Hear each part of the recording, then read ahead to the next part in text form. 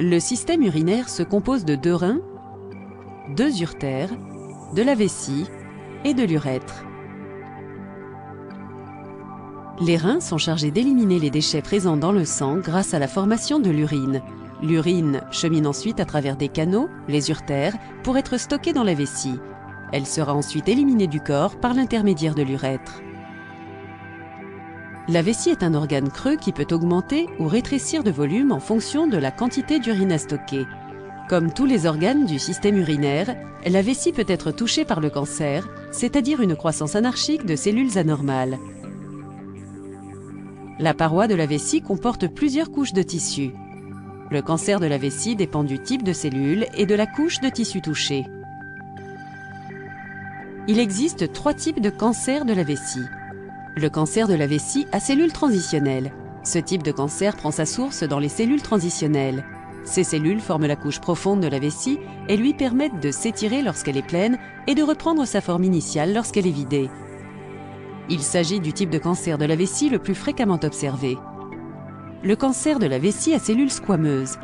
Ce type de cancer est un cancer à croissance lente qui touche les fines et plates cellules qui bordent la surface de la vessie. L'adénocarcinome. Ce cancer apparaît dans les cellules glandulaires ou sécrétrices de la vessie.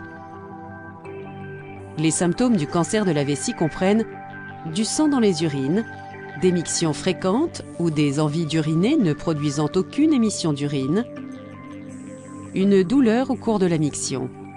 Le cancer de la vessie touche plus d'hommes que de femmes. Cette maladie est également plus fréquente chez les personnes de couleur blanche que chez les personnes de couleur noire. Les facteurs de risque du cancer de la vessie incluent le tabagisme, une exposition à long terme à certains produits chimiques ou cancérigènes dans certaines industries, comme celles qui fabriquaient le caoutchouc, les textiles, les peintures ou les pigments pour textiles, une alimentation riche en matières grasses et en aliments frits, des antécédents d'infections récurrentes de la vessie, une utilisation à long terme de cathéters urinaires, être âgé de plus de 60 ans.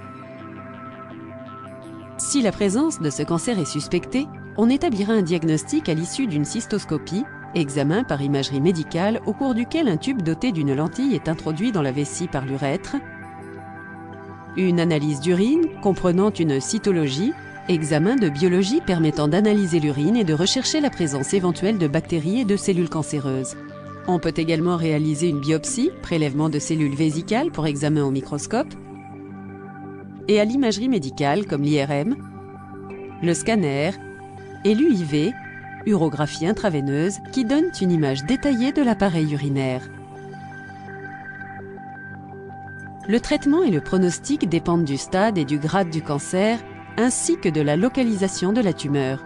Les options thérapeutiques du cancer de la vessie incluent chirurgie, chimiothérapie, radiothérapie et immunothérapie.